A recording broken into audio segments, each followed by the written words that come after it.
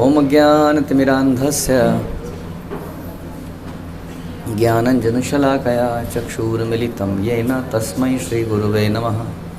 श्रीचैतन्यमनोभीष्टं स्थापितं येन भूतले स्वयं रूपः कदा मह्यं ददाति स्वपदान्तिकं। वन्देऽहं श्रीगुरौ श्रीयुतापदकमलं श्रीगुरून् वैष्णवांश्च श्रीरूपं साग्रजातं सहगण रघुनाथान्वितं तं सजीवं साद्वैतं सावधूतं परिजनसहितं कृष्णचैतन्यदेवं श्रीराधाकृष्णपादान् सहगण ललिता श्रीविशाखान्वितांश्च। हे कृष्ण करुणा सिंधु दीनबंधु जगत्पदे गोपेश गोपिकान्त राधाकान्त नमस्तुते। तप्त कांचन गौरांगी राधे वृंदावनेश्वरी विश्वभानुसुते देवी प्रणमामि हरिप्रिय। वाञ्छाकल्पतरुभ्यश्च कृपा सिन्धुभ्येव च पतितानां पावनेभ्यो वैष्णवेभ्यो नमो नमः। जय श्री कृष्ण चैतन्य प्रभु नित्यानंद श्री अद्वैत गदाधर शिवासादि गौर भक्तवृंद। हरे कृष्णा कृष्ण कृष्ण हरे हरे, हरे राम राम राम हरे हरे। नमो विष्णुपादाय कृष्णप्रेष्ठाय भूतले श्रीमते भक्तिवेदांत स्वामिन्निति नामिने। नमस्ते सारस्वते देवे गौरवाणी प्रचारिणे निर्विशेष शून्यवादी पाश्चात्य देश तारिणे। हरे कृष्णा। भगवद गीता अध्याय 7 नॉलेज ऑफ द एब्सोल्यूट श्लोक संख्या 24। अव्यक्तं व्यक्तिमापत्पन्नं मन्यते माम बुद्धया परं भावं अजानन्तो ममा अव्यय अनुत्तमम्।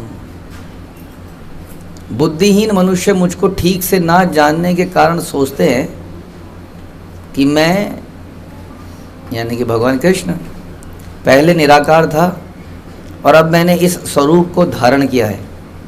वे अपने अल्प ज्ञान के कारण मेरी अविनाशी तथा सर्वोच्च प्रकृति को नहीं जान पाते।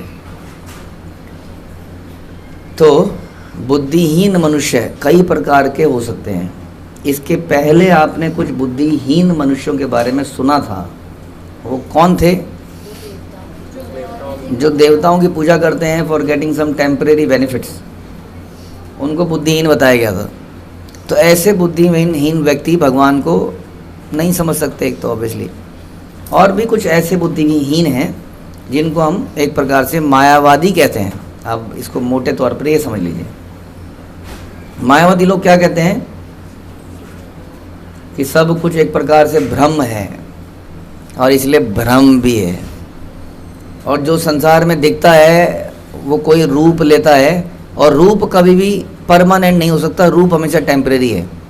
जैसे ये रूप अभी है और ये रूप समाप्त हो जाता है, वैसे ये दुनिया की एक शक्ल सूरत है जो कि सृष्टि के विनाश होने पर एनीवे समाप्त हो जाती है। तो इस प्रकार हर चीज़ जिसका आज रूप आप देख रहे हैं जो विशेष है वो एक समय पे आके निर्विशेष हो जाती है। जैसे घड़ा है मिट्टी का, वो घड़ा मिट्टी का हमेशा मिट्टी का घड़ा नहीं रह सकता। आपके घर में भी आपने देखा होगा, 1 साल चल जाएगा, 2 साल चलेगा, कभी तो टूट ही जाएगा और फिर फेंक जाएगा और फिर के टुकड़े टुकड़े टुकड़े होके एक दिन मिट्टी में ही मिल जाएगा। तो वो एक विशेष घड़ा था एक समय पर, बाद में क्या हो गया? निर्विशेष मिट्टी बन गया। मिट्टी को हम निर्विशेष कह सकते हैं क्योंकि कोई विशेष आकार नहीं होता उसका। हम मिट्टी को लेते हैं और मिट्टी से आकार बनाते हैं। तो इसका मतलब ओरिजिनली क्या था? मिट्टी थी और मिट्टी ने कई सारे रूप लिए। उसी तरीके से लोग कहते हैं कि सब कुछ ये ब्रह्म है। हाँ, जैसे मिट्टी हर तरफ फैली हुई है वैसे वो शक्ति हर तरफ है और कभी कभी वो एक रूप लेती है। और जैसे मिट्टी के बर्तन फिर ओवर ए पीरियड टाइम समाप्त हो जाते हैं, वैसे वो रूप समाप्त हो जाता है।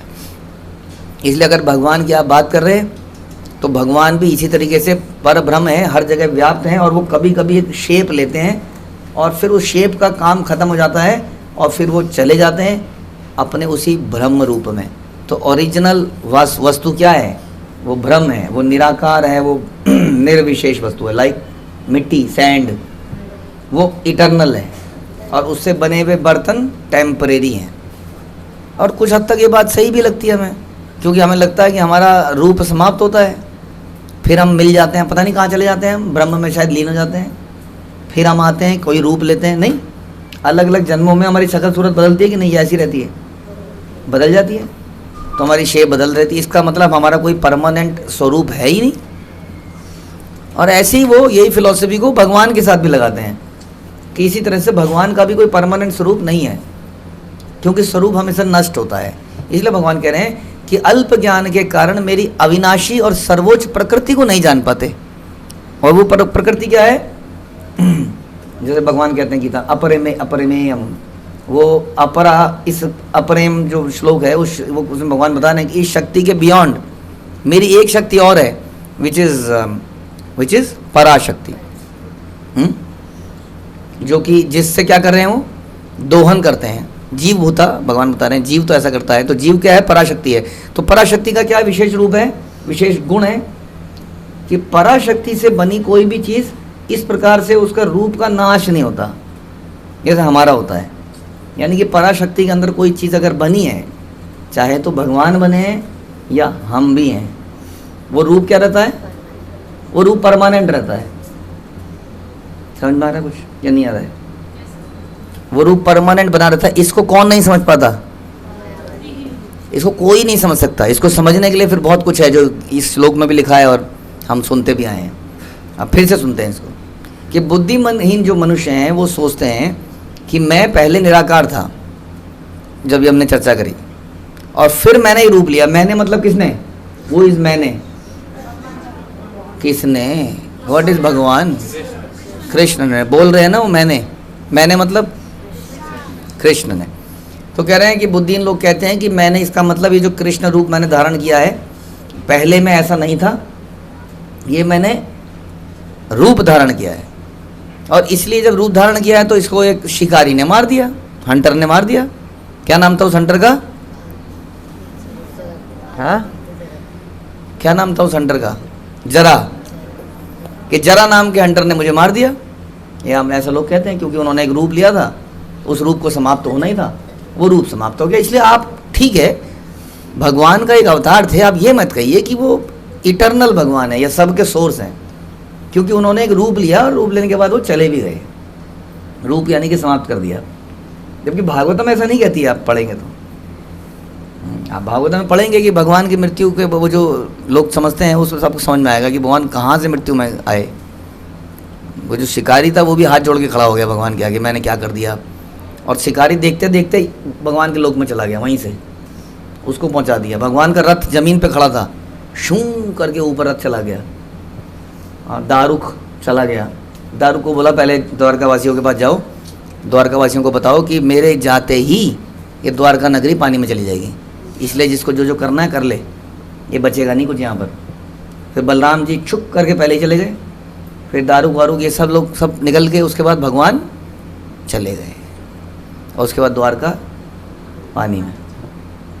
इस प्रकार वो कहते हैं मार दिया उनको। बताइए, जाते जाते एक और व्यक्ति का उद्धार कर दिया भगवान ने। तो कहने का मतलब ये है कि भगवान का जो रूप है, कृष्ण हो, राम हो, नरसिंह हो, वामन हो, ये क्या है? अविनाशी रूप है। क्या मतलब इसका? तो कहाँ है फिर भाई? नरसिंह भगवान खंबे से आए तो खंबे में गए तो नहीं, गए कहाँ? आए तो खंबे से थे, गए कहाँ?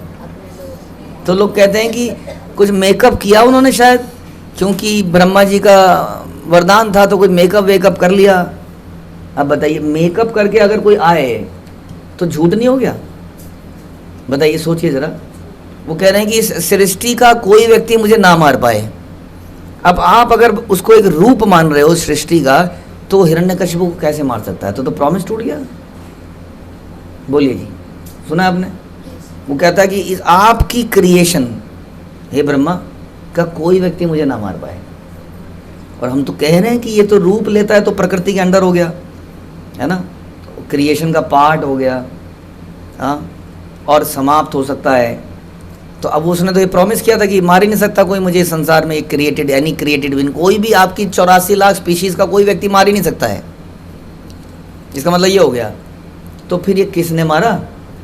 अब आप कहोगे कि माँ थे तो भगवान ही ना प्रभु जी, 84 लाख में नहीं थे। अच्छा तो भगवान थे तो नर पशु ये सब उन्होंने क्या मतलब क्या किया, उसको तो मेकअप किया था। इसका मतलब जैसे हम लोग नरसिंह चतुर्दशी या कभी कभी ऐसे समय पर जगन्नाथ जी को मेकअप करके नरसिंह बना देते हैं, बनाते हैं ना, तो ऐसे भगवान मेकअप करके आए थे इसका मतलब? हाँ बताइए ना। वो इटर्नल रूप है, ऐसा नहीं है कि नरसिंह भगवान का रूप बनाया गया था। कई लोग ऐसे भी व्याख्या करते हैं कई बार कि इधर हिरण्यकशिपु वरदान मांग रहा था और उधर भगवान रूप क्रिएट कर रहे थे उसको डिफीट करते हुए। ऐसा कुछ नहीं है। ये जो इतने भी भगवान के रूप हैं क्या हैं? अविनाशी हैं, ये इटर्नल हैं। ये हमारे सामने प्रकट होते हैं कभी कभी और फिर चले जाते हैं। नहीं, ऐसा हमें लगता है कि आए, जैसे वामन देव को देख के हमें लगता है कि आए, क्योंकि ऐसी लीलाएं वो अपने इटर्नल धाम में कर रहे हैं। उस वामन रूप से कुछ लीलाएं चल रही हैं, कुछ नरसिंह रूप से लीलाएं चल रही हैं, और सारे के सारे रूप कहीं ना कहीं कुछ लीला कर रहे हैं। तो ये रूप क्या है फिर से बताइए? अविनाशी, eternal, they are always there. Where where where कहाँ पर है ये सारे रूप? अरे भैया बताओ, वैकुंठ में है, कुछ दिमाग लगाइए थोड़ा थोड़ा। कहाँ है? वैकुंठ में, इस लोक में नहीं है। तो इसलिए वहीं से आते हैं। और नरसिंह भगवान कहाँ गए? खंबे में नहीं चले गए, वहीं चले गए जहाँ से आए थे। खंबे से नहीं आए थे। खंबे में तो प्रकट हुए, एक तरह प्रकट होने का बहाना बनाया उन्होंने। आए खंबे से नहीं थे। खंबा उनका पिताजी नहीं था। तो बुद्धिमान मनुष्य जो है ये सब समझते नहीं है। वो कहते हैं कि मैंने रूप धारण किया है इसलिए समाप्त हो गया, इसलिए ये रूप इटर्नल नहीं है। वो कहते हैं इटर्नल क्या है? इटर्नल वो ब्रह्म है। उसका कारण मैंने आपको बता दिया। ऐसा वो क्यों सोचते हैं? ऐसा वो इसलिए सोचते हैं क्योंकि उन्होंने हमेशा रूप को खत्म होते हुए देखा है। चेहरों पे झुर्रियाँ देखी हैं धीरे धीरे, सर पर बाल उड़ते देखे हैं, रूप को नाश होते हुए देखा है। इसलिए वो समझ नहीं पाते कैसे रूप कुछ हो सकता है। शक्ति तो समझ में आती है क्योंकि वो तो शक्ति है ना, लेकिन कोई भी फॉर्म डिफॉर्म हो जाती है संसार के अंदर, क्योंकि वो संसार के है ही नहीं। इस बात को समझ नहीं पाते। अब इस बात को क्यों नहीं समझ पाते, इसको बड़ा डिटेल में प्रभुपाद ने और अलग आचार्यों ने लिखा है इसके अंदर। एक तो ये लिखा है, दिस इज कमिंग फ्रॉम ये रामानुजाचार्य की परंपरा के महान भगवत भक्त यमुनाचार्य ने इसमें स्तोत्र रत्न 12 से एक श्लोक लिखा है। उसने बोला है कि हे प्रभु, व्यास देव नारद जैसे भक्त आपको भगवान रूप में जानते हैं। किसको? आपको, भक्त को। मनुष्य विभिन्न वैदिक ग्रंथों को पढ़कर आपके गुण रूप और कार्यों को जान सकता है और इस तरह आपको भगवान के रूप में समझ सकता है। किंतु जो लोग रजोगुण और तमोगुण के वश में हैं, ऐसे असुर भक्तगण अभक्तगण आपको नहीं समझ सकते, चाहे वो वेदांत उपनिषद ग्रंथों की व्याख्या करने में कितने ही निपुण क्यों ना हो। समझ में आया?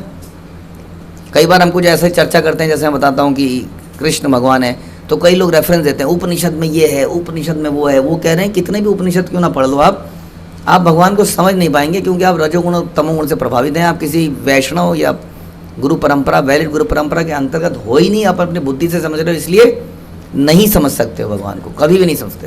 ब्रह्म संहिता भी कुछ कहता है। ब्रह्म संहिता क्या कहता है कि वेदों में पढ़ के भगवान को समझना आसान है या मुश्किल है? मुश्किल है। कहाँ लिखा है बताइए वेदों में? इतना बड़ा, हाँ क्या क्या? वेदेषु दुर्लभम अधुर्लभम। अरे दुर्लभम अधुर्लभम, दुर्लभ या अधुर्लभ? वेदेषु दुर्लभम अधुर्लभम। तो वेदों से दुर्लभ भी हैं और वेदों से अधुर्लभ भी हैं। गलत जवाब। वेदेषु दुर्लभम अधुर्लभम। आत्मभक्त हो, जो आपके भक्त हैं उनके लिए आप अदुर्लभ हो, वो समझ सकते हैं आपको। लेकिन वेदों को पढ़ने वाला दुर्लभ। वेदेषु दुर्लभम, वेद पढ़ने वाला आपको नहीं समझ पाएगा आप। इसलिए ब्रह्म संहिता में बताया कि अगर आप पढ़ लिख के इस प्रकार वेद को पढ़ के, वेदांत सूत्र को पढ़ के अगर भगवान को समझना चाहोगे तो नहीं समझ पाओगे। फिर गीता में भगवान बताते हैं कि भगवान को कौन समझ सकता है? कौन समझ सकता है बताइए? भक्त्या माम अभिजानाति यावन यस्यास्मि तत्वतः। कि मुझे तत्व रूप में कौन समझ सकता है? भक्त समझ सकता है, बाकी लोग नहीं समझ सकते। क्योंकि मैं ही बुद्धि देने वाला हूँ वास्तव में। और भगवान बुद्धि किसको देते हैं? किसको देते हैं बुद्धि? नहीं, श्लोक क्या है? नहीं, किसको देते हैं? ददामी तो ठीक है, किसको देते हैं? बोलिए, क्या फायदा श्लोक रटने का? किसको भगवान बुद्धि देते हैं? ऐसे नहीं पूछा हमने, श्लोक पूछा हमने। ये क्या बात हुई? पहले बताया ना किसको किसको देते हैं। तेषां सतत युक्तानां भजताम प्रीति पूर्वकम, उसको बुद्धि देता हूँ। फिर से यहाँ पे आ गया भजताम प्रीति पूर्वकम, यानी कि जो भक्त है उसको ही मैं बुद्धि भी देता हूँ, और वही इसलिए मुझे समझ पाता है। बाकी लोग तो अटकलें ही लगाते रह जाएंगे, कौन है? शिव जी हैं, नहीं कहीं ब्रह्मा तो नहीं है, नहीं कहीं ये तो नहीं है, नहीं रुद्र है, नहीं ये है, नहीं वो है, वहाँ तो ये लिखा है, वहाँ तो ये लिखा है, उपनिषद में ये लिखा है, पुराण में ये लिखा है, नहीं स्मृति में ये लिखा है, नहीं क्या कहते हैं उसको, श्रुति में ये है, नहीं स्मृति में ये है, नहीं यहाँ debate and Shankaracharya this and that. वो कह रहे हैं कभी समझ नहीं पाएंगे, इतना वास्ट है वैदिक लिटरेचर, आपको मालूम है, अनगिनत है। पहले 4 वेद हुए, उन वेदों के और खंड बने, फिर पुराण उपनिषद पता नहीं क्या क्या बन गया। इतना ज़्यादा है कि वो कई जन्मों में पूरा नहीं हो सकता है, इसलिए वो नहीं समझ पाएगा। तो कौन समझ पाएगा? जो भगवान का भक्त है वही भगवान को समझ पाएगा। हाँ, ये भागवतम की श्लोक है 10.14.29। इसमें बता रहे हैं, हे प्रभु, यदि कोई आपके चरण कमलों की रंच मात्र पर कृपा प्राप्त कर ले तो आपको आपकी महानता को समझ सकता है, किंतु जो लोग भगवान को समझने के लिए मानसिक कल्पना करते हैं वो वेदों का वर्षों तक अध्ययन करके भी नहीं समझ पाते कि आप कौन हैं। समझ में आया?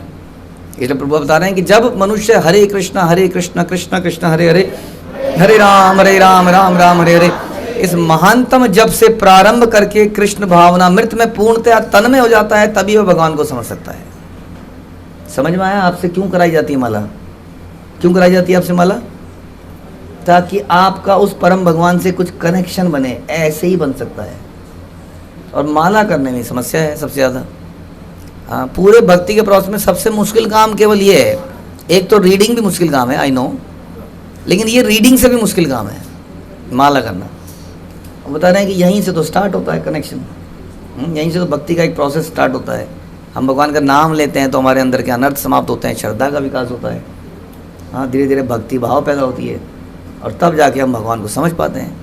इस प्रकार से फिर से समझिए कि जो अल्प ज्ञानी व्यक्ति हैं, भगवान कह रहे हैं, वो ये समझते हैं कि भगवान पहले निराकार थे, अब उन्होंने आकार लिया और अल्टीमेटली वो निराकार है। कितना क्लियरली मेंशन है इस श्लोक के अंदर कि ऐसा नहीं है। कितने लोग हमें कहते हैं ये कि भगवान कृष्ण कौन है?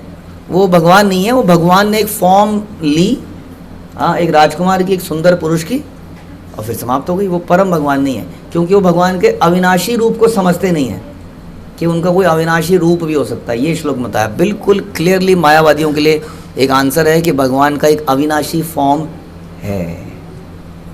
हरे कृष्णा। श्रील प्रभुपाद की जय, भगवद गीता की जय।